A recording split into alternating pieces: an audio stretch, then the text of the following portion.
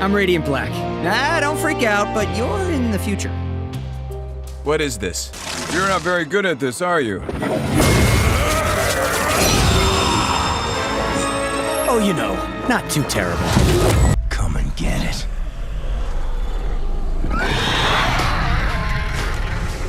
The darkness comes from the comic series of the same name. It's an ancient entity and is chaos and disorder and evil. The entity is passed down from host to host, specifically men, but there is a female version we will get to next. Like most ancient entities are, it's all-powerful, so therefore its host is too. The current host is Jackie Estacado, and Jackie as a character would be best described as an anti-hero. He's done some good, but also a lot of bad. Jackie is considered the most powerful host the darkness has ever had, due to his strong-willed nature. He has many powers, including a healing factor, of course, a darkness armor that makes him incredibly strong and fast, night vision, shape-shifting, flight, and has access to an army of darklings. As a human though, he is a skilled fighter and marksman. The darkness does have a weakness to light and has fought Superman. Of all the things that I learned about this guy, little surprises me anymore after everything you learn about other superheroes. However, I did get whiplash from the fun fact that this guy doesn't drink. Instead, he prefers a glass of hot milk. Silverstreak has quite the origin story. He was a taxi driver, but he really wanted to be a race car driver, so he just applied for it. He ended up getting hypnotized, and while under, he was told he was the Silverstreak, the strongest, bravest, fastest man in the world. But then he got in an accident and passed away. But the thing that hypnotized him brought him back to life, and that was kind of what gave him his powers. In addition to now being the strongest, bravest, and fastest, he also has a secret fluid in his body that defies the laws of gravity, and that is how he could fly. It was later discovered that the magic fluid could transfer to other people through a blood transfusion. Silverstreak gained a sidekick named Meteor doing this. Silverstreak is able to run up walls thanks to some suction shoes, and I just love Golden Age heroes, don't you?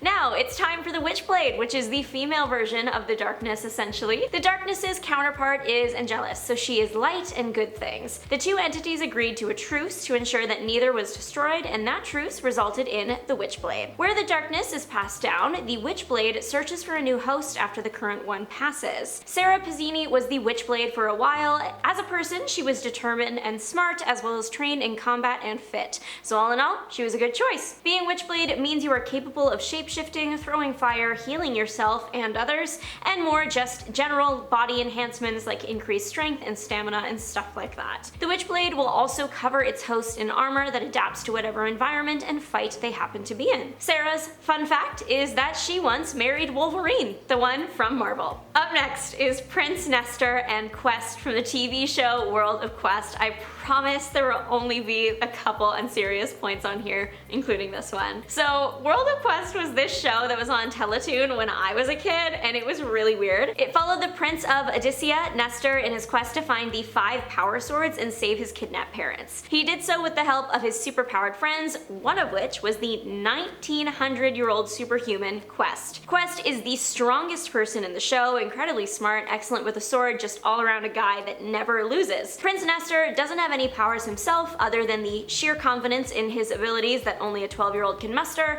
and also the ability to wield the 5 power swords. The swords, they each summon a different element, so we have earth, fire, water, air, and energy. The last sword gives him the power to animate inanimate objects. The show was based on the graphic novel of the same name, and I was actually, fun fact, banned from watching this show as a kid because my parents thought it was too violent and weird. And they were right. Anyone who knows me will not be surprised that Sleepwalker is on this list. I love this guy. You have to feel for Sleepwalker because everyone always thinks he's a villain at first just because he looks a little bit scary. Sleepwalker is his name, but really he's also part of the Sleepwalker race. They protect beings that are sleeping from the evil entities that want to invade their head, so they're dream police. Sleepwalker was tracking one of these beings into the mind of Rick Sheridan, but the villain tricked him into getting trapped in Rick's mind. Sleepwalker can't separate from his host. In fact, the only time he was able to exist outside of his host was when Rick was sleeping. If Rick was awake, Sleepwalker simply existed in the back of his mind. Rick eventually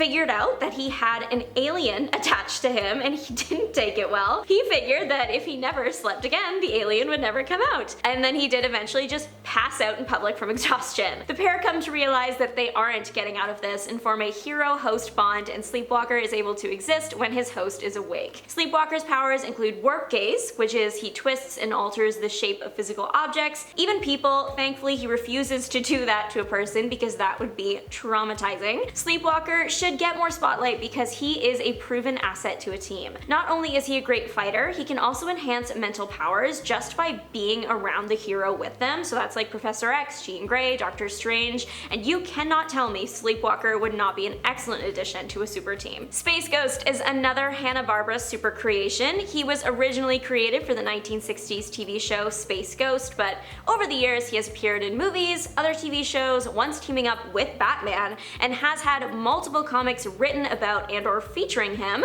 most notably Green Lantern / Space Ghost special from 2017. Space Ghost hails from Ghost Planet, but you will see him everywhere because his job is essentially space police. Any distress signals sent out, he will likely respond to, which is exactly what happened in that Green Lantern crossover. They both happen to answer the exact same call. As the type to need to travel across the universe, the hero can survive in the vacuum of space. He also has the ability to turn invisible, fly, and has these things called power bands. There's just 2 arm cuffs that let him shoot concentrated energy blasts. Captain Comet, also known as Adam Blake, is a mutant for DC. When you hear mutant in the superhero context, most people think Marvel, but DC has some too. Captain Comet being one of them, of course. Born way before his time, 100,000 years before, he is described as the first man of the future.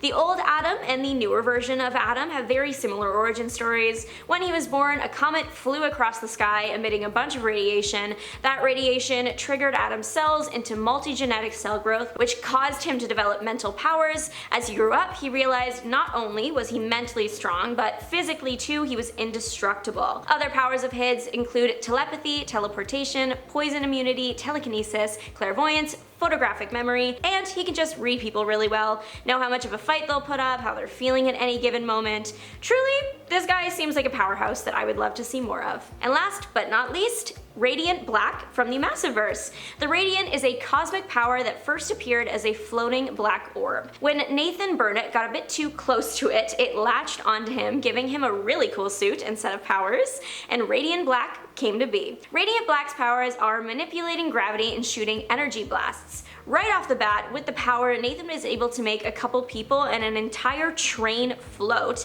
as well as fly away from the scene.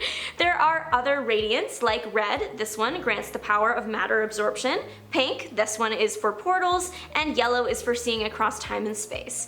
This comic is a bit newer, with the first issue released in February of 2021, but what do you think? Let us know. Bye!